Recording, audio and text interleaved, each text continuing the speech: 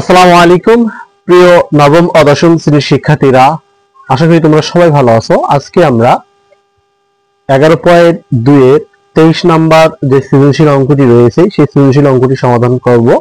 তোমরা স্ক্রিনে দেখতে পাচ্ছ যে এখানে বলা আছে যে একটি ত্রিভুজের বাহুগুলোর অনুপাত 5, 12 এবং 13, এর পরিসীমা দেওয়া আছে 30 সেন্টিমিটার। কত বলছে, ত্রিভুজটি অঙ্কন করো এবং কোন ভেদে ত্রিভুজটি কি ধরনের তা লিখতে হবে। খ নম্বরে বলা আছে বৃহত্তম বাহুকে দৈর্ঘ্য এবং ক্ষুদ্রতম বাহুকে প্রস্থ ধরে অঙ্কিত আয়তক্ষেত্রের কর্ণের সমান বাহু বিশিষ্ট বর্গের ক্ষেত্রফল নির্ণয় করো।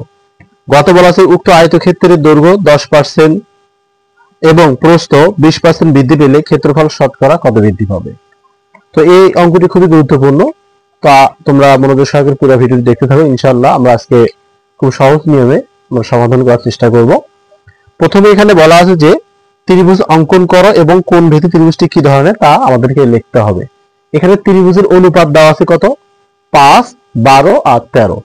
তো এখানে আমি লিখতে পারি ক নম্বরে ত্রিভুজের অনুপাত, ত্রিভুজের অনুপাত। এখানে অনুপাত আছে কত, এখানে অনুপাত দেওয়া আছে হচ্ছে প্রথমে 5, এরপর আছে কত 12, এরপর আছে কত 13। তো এখন আমাদের যে কাজটা করতে হবে, এই ত্রিভুজের প্রত্যেকটা বাহু আমাকে ধরে নিতে হবে। অর্থাৎ ত্রিভুজের 3টি বাহু লিখতে পারি, ত্রিভুজের 3, এখানে আমাকে ধরে নেই, কথা তোমরা লিখবা, ওকে ধরি বা মনে করি, ঠিক আছে। ত্রিভুজের 3টি বাহু যথাক্রমে এখানে 5x, এরপর ধরলাম আমি 12x এবং 13x। তাহলে এই যে এখানে পরিসীমা কিন্তু দেওয়া আছে, ত্রিভুজের পরিসীমা দেওয়া আছে কত, তোমরা দেখতে পাচ্ছ যে ত্রিভুজের পরিসীমা দেওয়া আছে হচ্ছে 30 সেন্টিমিটার। তো আমরা জানি ত্রিভুজের পরিসীমা হচ্ছে 3টি বাহুর যোগফল। তো আমরা যে 3টা বাহুর যোগফল করি, যেহেতু আমাদের পরিসীমা দেওয়া আছে, তো এখানে আমরা প্রশ্ন মতে লিখতে পারি, প্রশ্ন মতে এখানে হচ্ছে 5x plus 12x plus 13x equal to কত, এখানে 30। তো এগুলো আমরা যোগ করে দিই, তখন আমরা কি হবে, অর্থাৎ 12, 13 এবং 5 যদি যোগ করি তাহলে হবে এখানে 30x ইকুয়াল টু, তো এখানে x ইকুয়াল টু কত হবে, আমরা যদি 30 ক্যান্সেল করে দেই তো আমাদের x এর ভ্যালু চলে আসবে হচ্ছে 1। তাহলে ত্রিভুজের প্রথম বাহু তো লিখতে পারি, তাহলে ত্রিভুজের বাহু গুলো তাহলে কত হতে পারে, তাহলে এখানে লিখতে 5, 1 যদি x এর সঙ্গে যদি 1 যদি x এর মান 1 আছে, যদি গুণ করি তাহলে x 5 এ হবে, এরপর আছে কত, এরপর 13 সেন্টিমিটার। তো এখন আমরা যে কাজ করব, অর্থাৎ এই যে ত্রিভুজের এখানে বোঝা যাচ্ছে যে এখানে ত্রিভুজের 5, 12 আর 13 সেন্টিমিটার রয়েছে। তো এখন আমাদের ক্ষুদ্রতম বাহুগুলোর সমষ্টি কত, যদি এই দুটো ক্ষুদ্রতম বাহুগুলোর সমষ্টি বৃহত্তম বাহুগুলোর বর্গের সমষ্টির সমান হয় তাহলে এটা হবে একটি সমকোণী ত্রিভুজ। তো এখানে লিখতে পারি বাহুগুলোর বর্গের সমষ্টি, অর্থাৎ কনিষ্ঠ বাহুগুলোর, এখানে কনিষ্ঠ কথাটা লিখবো, ওকে, কনিষ্ঠ বাহুগুলোর বর্গের সমষ্টি। তাহলে কত হচ্ছে, এখানে 5 এর উপর স্কয়ার দিলাম, আবার এখানে 12 উপর স্কয়ার এবং বর্গ সমষ্টি করলাম, তাহলে এখানে কত হবে, 12 5 এর স্কয়ার হলে 25 আর যোগ 12 স্কয়ার 144। তো এই যদি আমরা যোগ করে দিই তাহলে এখানে আসবে হচ্ছে 169। তাহলে এখানে যে বৃহত্তম বাহু রয়েছে, এখানে বৃহত্তম বাহুর বর্গ, এখানে আমরা বর্গ দেব, ওকে। তাহলে বৃহত্তম বাহু বর্গ, এখানে 13 উপর আমাদের স্কয়ার দিই, 13 কত হবে 169। তাহলে এখানে বোঝা যাচ্ছে যে এটা একটি সমকোণী ত্রিভুজ। এটি কি ত্রিভুজ, তাহলে এটি কোণী ত্রিভুজ। অত এখানে আমাদের পিথাগোরাসের সূত্র ব্যবহার হবে। ঠিক আছে, তো আমরা একটা সমকোণী ত্রিভুজ অঙ্কন করি। ওকে, যেহেতু আমাদের অঙ্কন করতে হবে, তাহলে বৃহত্তম বাহু হচ্ছে এটা আর ক্ষুদ্রতম বাহু হচ্ছে এটা, তারপরে এটা হচ্ছে 12, তো এই হচ্ছে ABCD একটি সমকোণী ত্রিভুজ। তো এটি হচ্ছে আমাদের ক নম্বর প্রশ্নের সঠিক অ্যান্সার। তো এখন আমরা খ নম্বর অঙ্কটি সমাধান করব। খ নম্বরে বলা আছে, তোমরা দেখতে পাচ্ছ এখানে বলছে বৃহত্তম বাহুকে দৈর্ঘ্য এবং ক্ষুদ্রতম বাহুকে প্রস্থ ধরে অঙ্কিত আয়তক্ষেত্রের কর্ণের সমান বাহু বিশিষ্ট বর্গের ক্ষেত্রফল নির্ণয় করতে হবে। আয়তক্ষেত্রের কর্ণের সমান বাহু বিশিষ্ট বর্গের ক্ষেত্রফল নির্ণয় করতে হবে। তাহলে এখানে আমরা জানি যে বৃহত্তম বাহু হচ্ছে 13 আর ক্ষুদ্রতম বাহু হচ্ছে কত 5। তাহলে এখানে এই 13টাকে আমাদেরকে আয়তক্ষেত্রের দৈর্ঘ্য ধরতে হবে, আর যেটা ক্ষুদ্রতম বাহু রয়েছে বা অনুপাত রয়েছে এটাকে আমাদের প্রস্থ ধরে নিতে হবে। তাহলে এখানে আমরা লিখতে পারি যে আয়তক্ষেত্রের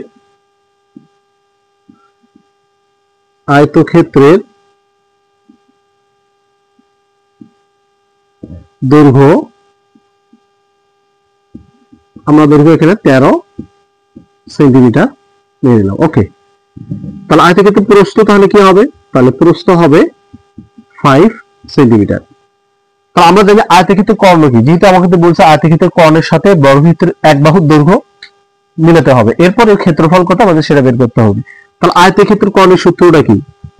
আয়তক্ষেত্রের কর্ণের সূত্র হচ্ছে √ দৈর্ঘ্য স্কয়ার প্লাস প্রস্থ স্কয়ার। তার দৈর্ঘ্য কত ওখানে 13, তাহলে আমরা 13 স্কয়ার, ওকে, প্লাস 5 এর উপর কি স্কয়ার। তাহলে এখানে 13 তার 169 প্লাস 5 5 কত 25। তো 25 আর 69 যদি আমি যোগ করে দেই তাহলে হবে কত 194। তো এটা হচ্ছে আয়তক্ষেত্রের কর্ণের দৈর্ঘ্য। এই আয়তক্ষেত্রের কর্ণের দৈর্ঘ্য হবে বর্গক্ষেত্রের এক বাহুর দৈর্ঘ্য। তাহলে এখানে আমরা লিখতে পারি শর্ত মতে তাহলে এখানে বর্গ ক্ষেত্রের এক বাহু, তাহলে এক বাহু হচ্ছে এখানে √ 194 সেন্টিমিটার। কত মিটার? সেন্টিমিটার। তাহলে বর্গক্ষেত্রের ক্ষেত্রফল কি হবে? তাহলে ক্ষেত্রফল, তাহলে বাহু স্কয়ার, তাহলে এখানে 194 এরপর আমি কি দিতে পারি স্কয়ার, তাহলে হবে বর্গ সেন্টিমিটার। রুলার স্কয়ার যদি ক্যান্সেল হয় তাহলে এখানে হবে 194 বর্গ সেন্টিমিটার। তো এটি হচ্ছে আমাদের এই খ নম্বর প্রশ্নের সঠিক অ্যান্সার। একদম সিম্পল অঙ্ক, বেশি কঠিন কিছু না। যেহেতু আমাদের বলছে আয়তক্ষেত্রের বৃহত্তম বাহুকে দৈর্ঘ্য আর ক্ষুদ্রতম বাহুকে প্রস্থ ধরে আয়তক্ষেত্রের কর্ণের দৈর্ঘ্যের সমান বর্গক্ষেত্রের বাহু দৈর্ঘ্য ধরে বা বর্গক্ষেত্রের এক বাহু দৈর্ঘ্য ধরে ক্ষেত্রফল নির্ণয় করতে হবে। তো আমরা এটা ক্ষেত্রফল নির্ণয় করে দিলাম, বর্গক্ষেত্রের ক্ষেত্রফল। তো এখন আমরা গ নম্বর অঙ্কটি সমাধান করব। গ নম্বর অঙ্কে বলা আছে, তোমরা দেখো যে উক্ত আয়তক্ষেত্রের দৈর্ঘ্য 10% এবং প্রস্থ 20% বৃদ্ধি পেলে ক্ষেত্রফল শতকরা কত বৃদ্ধি পাবে? খুব ইন্টারেস্টিং একটা অঙ্ক, তোমরা নতুন সহকারে দেখতে থাকো। আর যদি ভিডিওটা ভালো লাগে অবশ্যই চ্যানেলটাকে সাবস্ক্রাইব করতে তোমরা ভুলবে না। আর যারা ফেসবুক পেজে বা আইডিতে আমার ভিডিওটি দেখতেছো, ভিডিওটি শেয়ার করে সকলের মাঝে পৌঁছে দাও যাতে করে সকলে দেখতে পারে। তাহলে এখানে আয়তক্ষেত্রের দৈর্ঘ্য, তাহলে এখানে আমাদের আয়তক্ষেত্রের দৈর্ঘ্য কি আছে? তো এখানে লিখতে পারি যে আয়তক্ষেত্রের দৈর্ঘ্য এখানে আছে হচ্ছে 13 সেন্টিমিটার। ওকে, আয়তক্ষেত্রের প্রস্থ কত? প্রস্থ আছে হচ্ছে 5 সেন্টিমিটার। তাহলে আয়তক্ষেত্রের ক্ষেত্রফলটা কি হতে পারে? তাহলে ক্ষেত্রফল আমরা জানি ক্ষেত্রফল দৈর্ঘ্য গুণন প্রস্থ, অর্থাৎ 13 গুণন 5, এখানে হবে বর্গ সেন্টিমিটার। তাহলে 5 তার কত 65 বর্গ সেন্টিমিটার। তো এটা হচ্ছে আমাদের আয়তক্ষেত্রের ক্ষেত্রফল।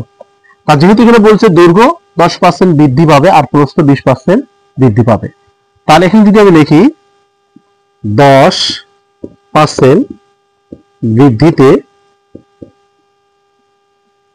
আয়তক্ষেত্রের দৈর্ঘ্য বা আয়তাকার ক্ষেত্রের দৈর্ঘ্য, এটা লিখবো আমরা আয়তক্ষেত্রের দৈর্ঘ্য।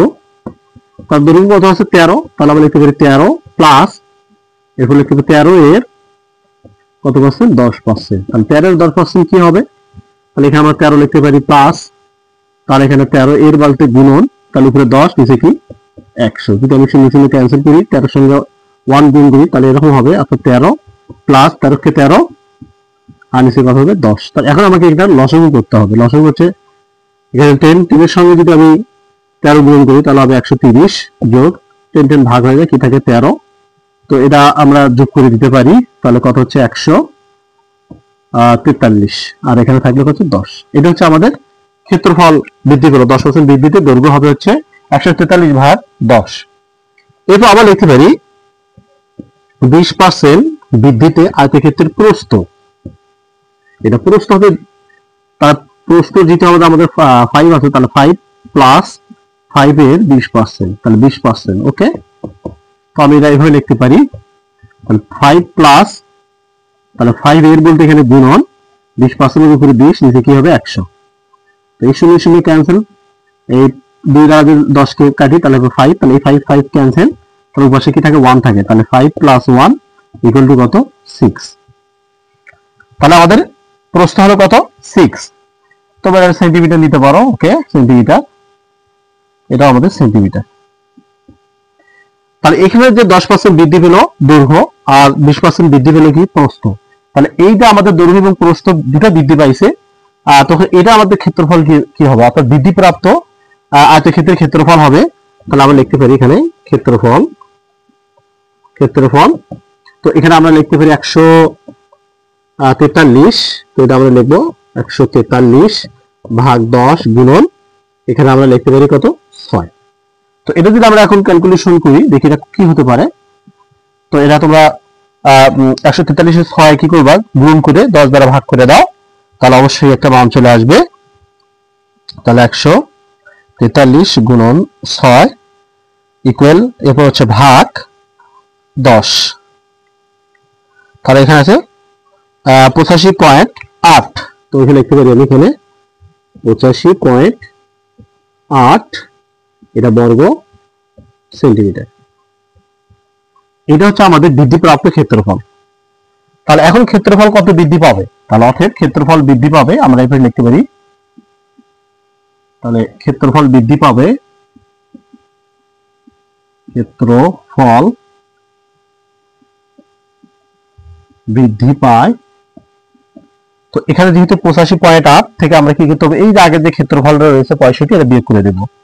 তাহলে আমরা লিখতে পারি 85.8 মাইনাস 65 বর্গ সেন্টিমিটার। ঠিক আছে, তো এখানে যদি আমরা বিয়োগ করে দেই, তো বিয়োগ করে দাও মাইনাস 65, তাহলে এখানে 20.8, তো এখানে থাকলে হচ্ছে 20.8 বর্গ সেন্টিমিটার। তো এখানে শতকরা বৃদ্ধি কত হবে, অর্থাৎ ক্ষেত্রফল শতকরা বৃদ্ধি পাবে, লিখতে পারি শতকরা বৃদ্ধি পায়। তো এখানে আমরা শতকরা বৃদ্ধি পায়, শতকরা আগে দিয়ে এরকম একটা অঙ্ক করেছিলাম। তো এটা আমরা কি করব, এই যে যেটা বৃদ্ধি পেয়েছে এটাকে ভাগ করব আগের ক্ষেত্রফল দ্বারা, এরপর কি করব আমরা 100% দিয়ে দেব। তাহলে এখানে আমরা বৃদ্ধিপ্রাপ্ত ক্ষেত্রফল ভাগ আগের ক্ষেত্রফল, অর্থাৎ আয়তক্ষেত্রের ক্ষেত্রফল 65, এরপর আমরা এখানে 100% দিয়ে দেব। তো এখন তোমরা ক্যালকুলেশন করো, তাহলে দেখো তোমাদের অ্যান্সার চলে আসবে। তো আমরা এদের সাথে 100 গুণন করে দেই, তা গুণন 100, তো এটাকে আমরা ভাগ করব 65 দ্বারা, তাহলে এখানে 32% চলে আসবে। তাহলে কত আসবে এখানে 32%। তো এটি হচ্ছে আমাদের এই প্রশ্নের সঠিক অ্যান্সার। তো খুবই ইজি একটা অঙ্ক, বেশি কঠিন কোনো অঙ্ক না। তোমরা ইতিপূর্বে আমরা এই সম্পর্কে একটা অঙ্ক করেছিলাম, অর্থাৎ 18 এবং 17 নাম্বার এই দুটো অঙ্ক সেম একই। তো এই অঙ্কের সাথে অনেকটা মিল রয়েছে।